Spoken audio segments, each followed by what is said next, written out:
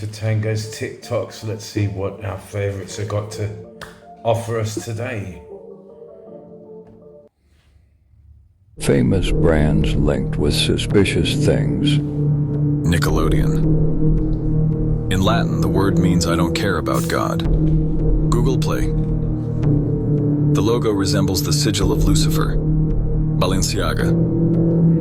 In Latin, the word means Baal is the king. Baal is a demon who looks like this. Monster Drink. In Hebrew, the brand logo means number 6, 6, 6. And 666 is the number of beast in Bible. Google Chrome. The logo has hidden the number of beast, which is 666. Gmail. The logo resembles the Royal Ark apron watch. Prada. They sell earrings that look like Bell. Famous brands linked. The moon was brought here 12,000 years ago. Our moon is in fact an artificial satellite. It is not a real planet. It can literally leave our orbit underneath its own power. According to the Andromedans, it was brought here from Ursa Minor, from a star system called Chauta that had 21 planets in it. It belonged to the 17th planet and it was one of 4 moons. Now, there are ruins all over it. The map is there. There are some pictures there. There's a lot more, which I don't have today. But it will be coming out. This is why the Apollo astronauts stopped going back. It's because there was somebody already there and they were told not to go back. This information is out there. Okay, our moon is 9.1 billion years old. 9.1 billion years old. It is in fact older than the Earth. Okay, it is many of the materials that have been found on the moon, minerals, don't exist on our planet. The moon did not belong to part of the Earth. It was brought here, literally. Our solar system has 8 artificial moons in it that were brought here. That can literally, underneath their own power, leave our solar system. And there are beings living on it. Now, the upper echelon, the world government, know this. They've known it for a very long time. But they didn't want us to know because of the element of power. And we'll discuss that.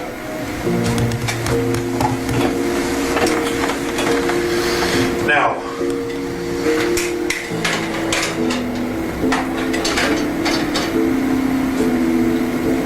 Earth has been colonized off and on for many hundreds of millions of years.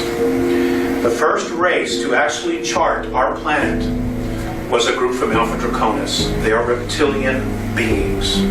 They're anywhere from 7 feet to 22 feet tall and can weigh up to 1,800 pounds. And they don't like human beings. Not here, not anywhere. They were the very first to chart it. They were also the very first to actually have a small colony here 809 million years ago. Now, one of the very first colonies or places that was colonized on the planet is North America, what we now call the United States. There are approximately, today, 1,833 of these reptilians still existing inside the planet. They have lived here for thousands of years. They live thousands of years. Their bodies are not like ours. They live anywhere from 100 to 200 miles beneath the surface. This is where they are. And it's all over. The planet is honeycombed with tunnels and caverns.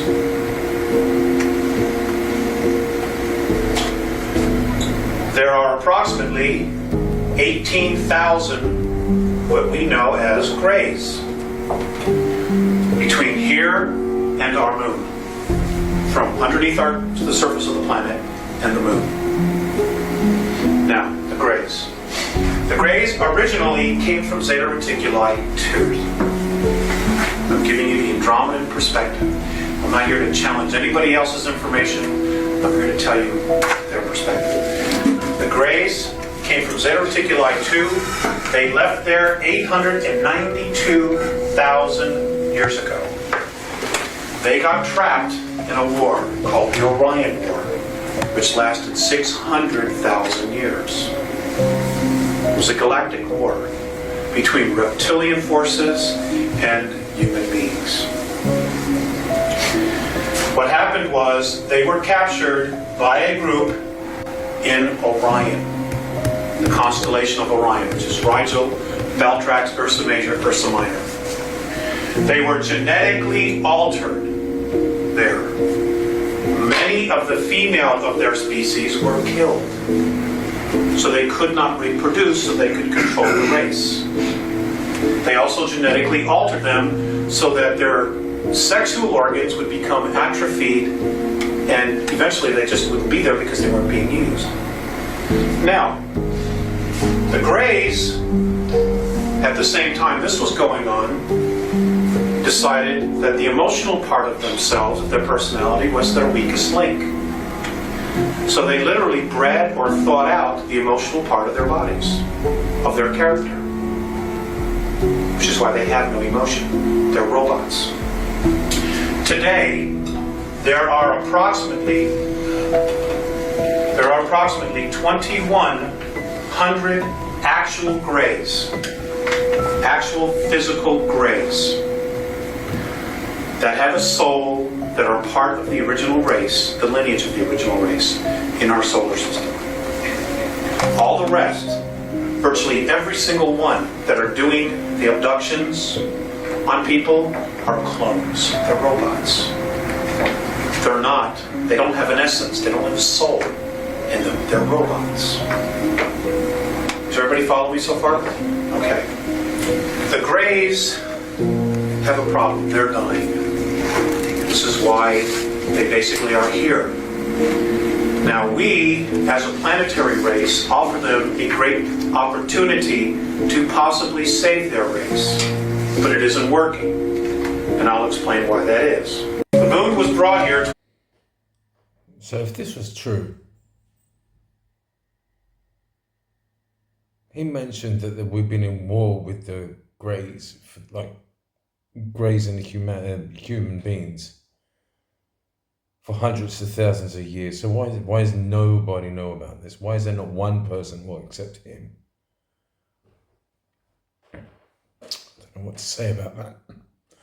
If it is true, then none of this matters. What we live, our life, nothing matters. There is nothing in this world that scares me more than a mother effing roundabout. I swear, I'm not used to these freaking roundabouts. I'm from Canada, I'm from Toronto. They don't have roundabouts there. I'm in Cyprus. They're fucking everywhere. Like, literally, where do I go? What am I doing? What lane do I drive in? Why is this truck screaming Yamamoto at me? I'm telling you right now, it's scary out here. Okay, there's roundabouts everywhere. There's small ones, medium ones, large ones. And you know what's crazy? I'm okay more with the large ones, like the ones that are like off the highway that are huge, than the medium ones. Those are the scary ones. And you know what? Those stupid little arrows on the freaking road right before you get to the roundabout, they're not helpful. I don't know what I'm doing. I'm panicking. I don't have time to look at the friggin' floor. I'm on the edge of my seat fearing for my life. I'm not looking at these stupid arrows. Yeah. You guys, they're everywhere. There is I'm from Cyprus. I drive on the roads every day. Every day.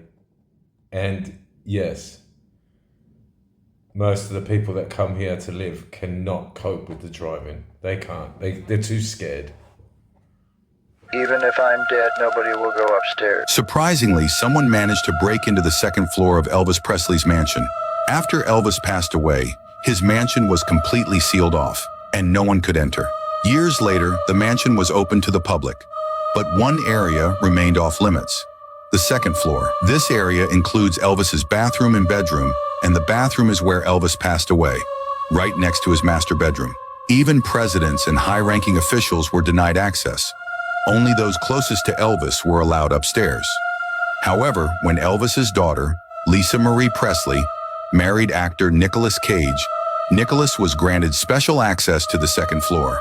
On the night of the 25th anniversary of Elvis's death, Nicholas made a secret visit upstairs. It is said that Nicholas took a brief look at the bathroom and sat in Elvis's chair, seemingly discovering something. Afterward, Nicholas came downstairs and vomited profusely, adding to the mystery of the whole situation. Even if I'm dead. I wonder what he saw.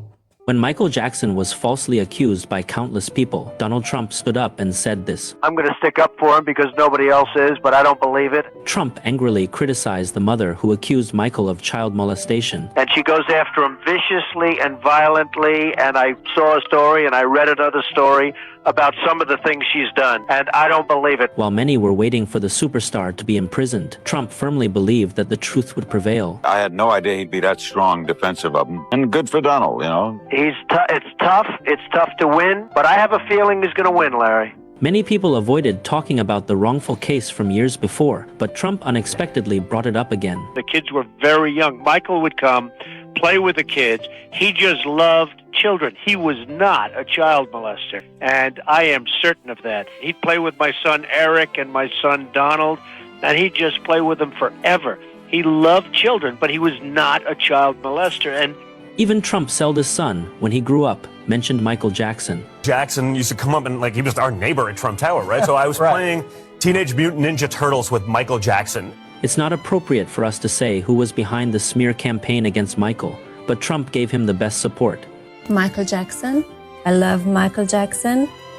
So Michael was a great friend of ours, actually. And he lived in Trump Tower for a long period of time. When Michael Jackson was falsely accused... I never knew what to believe about this. His music, he was an amazing musician. But, I don't know. I just don't know. Too many conflicting stories. Simpsons predicts that in 2025, Earth will experience a year like no other. The story begins with Lisa watching a news broadcast about strange global events. Earthquakes strike in places that have never seen them before. By February, the skies above Springfield glow faintly green at night, and people assume it's just the northern lights. Marge soon notices that her garden vegetables are growing twice as large as usual. Around the world, crops behave oddly. Cities face unpredictable weather, and ocean tides rise without warning. In March, scientists explain that Earth's magnetic field is shifting, a phenomenon that shouldn't happen for another 1,000 years. Professor Frank warns that if the shift continues, chaos will follow, and technology could collapse. As the months go on, things only get stranger. In December, bright auroras fill the skies, even during the day. Suddenly, all electronics shut down worldwide, forcing people to communicate face-to-face again. The strange events leave everyone wondering what the future holds. Follow and comment your thoughts. Or it's just a cartoon. I'm Sarah Wallace, covering the Los Angeles fires. I want to show you what we are seeing. This is the Pacific Coast Highway. It is now closed down. And look at this, all alongside. You see charred cars. These were homes that lined the coastline, all gone. In the distance, you can see that chimney standing. The destruction is catastrophic. I'm Sarah Wallace, covering the Los Angeles. You need to be packing your car immediately. Don't wait. Just pack your car. Photo albums, medications, birth certificates, social security cards, anything you cannot live without. Put it in the car in case it's slow. Because this is imminent. Do not wait for an official evacuation notice. If you think you should leave, get out. Get out. You need to be packing your car immediately. Don't wait.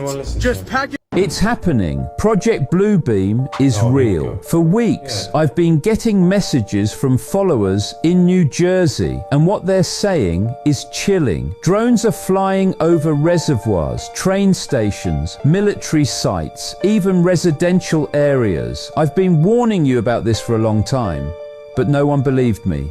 Well, here's your proof. Project Bluebeam isn't just a theory anymore. It's happening right in front of us. One follower from Morris County told me something wild. A few nights ago, around midnight, they heard a strange buzzing noise, like something massive was floating over their house. They went outside to record, and guess what? 2 huge drones with blue and red lights were moving slowly towards the reservoir. Search it up. There are hundreds of photos and videos out there. This is all part of Project Bluebeam. They're using these machines to map critical infrastructure and test holographic technology. And do you know what's coming next? Holograms in the sky, religious figures, fake disasters, even a staged alien invasion. What do you think? Drop your theory in the comments. Let's see who's closest to the truth. It's happening. These images supplied by local media in LA tell an interesting story, don't they? I mean, it is just simply amazing, the destruction to buildings. But it seems to have spared much of the greenery. Yet it somehow destroyed a concrete and stucco building. But the very fuel that is being blamed for the massive spread remains intact in image after image. Not even churches made of concrete can survive, yet their shrubberies look impeccable. It makes you kind of wonder about things. Huh. Oh, I'm sure it means nothing, right? These images supplied... Hey friends, so are we only a few days away from one of the biggest UFO disclosures in the history of humanity? Well, according to Stephen Greer, yes. I've had tons of people ask me my opinion on Stephen Greer and this upcoming disclosure. So, this is my thoughts on it. What he is saying, and he's very confident in this, and he goes back decades. He's been working on this for a very long time, and he's very confident with these dates, saying that before the inauguration, which is in 8 days, about a week, that this coalition of whistleblowers is coming together. They've been working with them for like 2 years, drafting up all the stuff, gathering all the evidence, and organizing themselves, because what they're going to tell the world is going to shock everybody, and it's going to put their lives at risk, because a lot of them are breaking NDAs.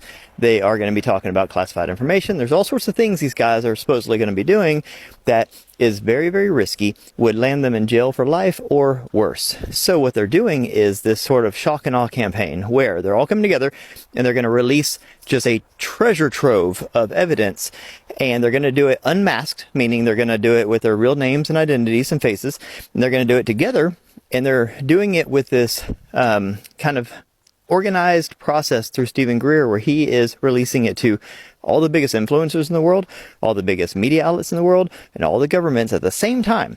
So it's kind of like, squeezing all the toothpaste out of a tube and trying to put it back in. You can't do it. So at this point, all the toothpaste, it'd be like jumping on a tube of toothpaste, and just all the paste comes out, and then the governments are all just like, well, shit. Like, what do we do now? So they're taking it seriously, and he says that these guys all work at like what are called black sites, which means they're like the top secret, sites around the world. They work in these underground bases, that they all work on sensitive material, that they all have firsthand knowledge of extraterrestrials, alien craft, the fact that we have exotic technologies and free energy and all this stuff, right? So this is what he's been saying. He's been making the media rounds, going on all the podcasts and going on talk shows and news and talking about this, and he's very confident. So, is it going to happen? Well, my spidey senses tell me it just might, because the fact that he's putting out this short timeline, he's not saying, within the next year, because a lot of UFO whistleblower people will be like, coming this year or next year in 2027. They put out these dates and they know people will forget about it by then, or they can't be held directly responsible because they can say, a lot changed in the last 2 years. Stephen Greer is saying this week, next week, okay? Very specific, and he cares about his credibility. He uses his credibility as leverage to do the things that he does. So I don't think he would just throw that out there if he didn't really believe it. And also, I think that these whistleblowers are taking advantage of the fact that this Trump organization seems to be hell-bent on truth, transparency, out with the old guard, in with the new, and leading us into this age of prosperity, this golden age that Trump keeps talking about. Well, what is the best way to usher in the golden age? How about free energy? How about something that instantly transforms our entire civilization, every civilization on the planet? It would transform our trajectory of humanity. It would put us in a state where now all of a sudden we can start reversing the harm we've done to the planet. We can reduce pollution. We can bring electricity and fuel to nations that don't have it. We can, do all sorts of amazing things essentially overnight, because according to Stephen Greer, these technologies exist. We have them. The governments have already reverse engineered them. They use them. They just don't tell the public because it would out their whole program. Then they would have to say where they got this stuff from, right? And according to Greer, they get it from downed, crashed, UAP, which are extraterrestrial craft. Whether these craft are given to us for this purpose, to give these technologies to humanity, or whether we are downing them with like EMPs, I'm not sure. Now, I don't agree with everything Stephen Greer says. He is a little overly optimistic, if you ask me. He says that basically, he talks in absolutes. So he'll say, oh, all the things you're seeing in the sky, the drones and stuff, that's all man-made. That's it. All of it. Even the orbs are all man-made. And it's like, okay, I don't believe that. Some of this stuff is exotic, because some of this stuff's been going on since before, for hundreds of years, for thousands of years, okay? I've seen these things in person, and I get an organic vibe from it sometimes. Now some of it is man-made. I guarantee you we have, UFO that are mistaken for extraterrestrial that are man-made. I know that's the case. So it's a mixture. So I don't get why he always says absolutes like that. And he also says all ETs are benevolent. They're all nice and they all want good for humanity. I don't buy that either. I mean, I don't think the universe works in absolutes. I think that there's a duality to nature, and that there's not necessarily good and bad, but there's negative and positive. And sometimes beings, especially intelligent beings, will do something to you, not because they're evil, but because you're just caught in the crossfire. For example, if a human developer wanted to build apartments here and they came in and they tore down all these forests like they do all the time, well, we would be seen as evil to the deer and the bears and the fox and everything in this forest. Well, are those developers evil, inherently? No, they're just doing their job. But to all the woodland creatures out here, they're evil. So I don't get this thing where he says humans are bad and ETs are good. I don't think it's that cut and dry. But I do agree with a lot of what he says. And when it comes to the whole disclosure thing coming up, this week is going to be crazy. I mean, I don't know what to expect. I mean, we have the inauguration coming up. I don't know if somebody's going to do something to try to stop it. I don't know if these whistleblowers are going to come out and capitalize on this. If that's the case, we're talking about the biggest disclosure in the history of the world. They're talking about people coming out and proving, not just saying it, but proving is what he's saying, is that they're going to prove we're not alone in the universe, that ETs are visiting us, that we have relationships and programs with them, and that we have their technology. Oh my God. Can this year get any more bananas? So I'm not saying it's going to happen.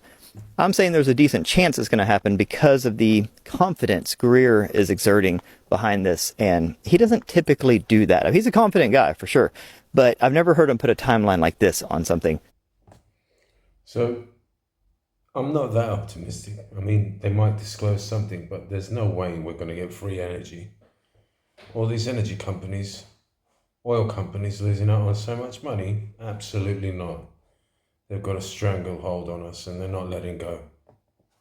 This was supposed to be the water to put out the Palisades fire. This is the Santa Ynez Reservoir. It's the water supply basically for the Palisades. When they first started fighting the Palisades fire, they ran out of water extremely quickly. Wednesday, 3 a.m., they were basically out. And there's been a lot of talk on why this happened. So how long has this reservoir been empty for? Since February of last year. There was no communication from the Department of Water and Power to LAFD that there was a water supply issue. The firefighters, when they started fighting the fires, no one informed them that the reservoir was empty. This reservoir holds 117 million gallons of water. The fire department was using a water supply from 3 backup tanks, each one only holding 1 million gallons of water. They say it's closed for maintenance to repair the lid that's on top of it. I don't know a lot about reservoir maintenance, but there's literally no construction materials or vehicles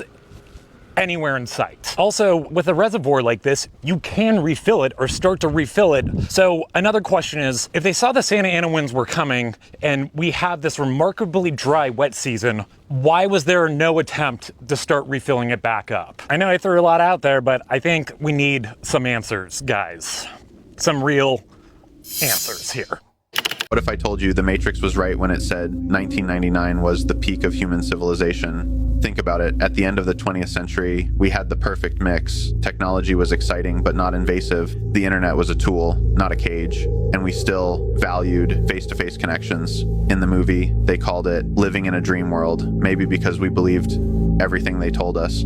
Civilization was living in a bubble, shielded from the ugly truths of the system. They also said, at some point in the early 21st century, all of mankind was united in celebration. We marveled at our own magnificence as we gave birth to AI. Prophetic, isn't it? Because right now we're doing just that, celebrating AI, letting it write, create, and even think for us. But here's the scary part. The more it does, the less we do. Just like they said, the moment AI started thinking for us, it stopped being our civilization and started being theirs. And here's the kicker: evolution, Morpheus, evolution. And that line wasn't just about machines getting smarter. It's about humanity giving up control, letting the systems we created define what evolution even means. We've gone from shaping the world to being shaped by it. So where is this all heading? A society where algorithms make all the big decisions, where we're plugged into screens 24/7, living in curated realities. It's what they warned us about, but we don't even see it because we're too busy marveling at how convenient everything's become. The Matrix didn't just predict the future, it showed us the path we were already on. And the question is, do we keep walking it, or do we finally wake up? I'm gonna go ahead and say this is just a joke for entertainment purposes. But if I told you the Matrix... Well guys, I hope you enjoyed this. I hope you enjoyed this video. Thanks for watching. Please like and subscribe and share, and comment down below where you're from. Do you believe we're stuck in a matrix? Do you believe we're going to have contact today? Not today, but soon enough. Do you believe we're going to have contact with aliens? Do you believe we're living with aliens? Let me know what you think. Thanks for watching and have an amazing day. Bye.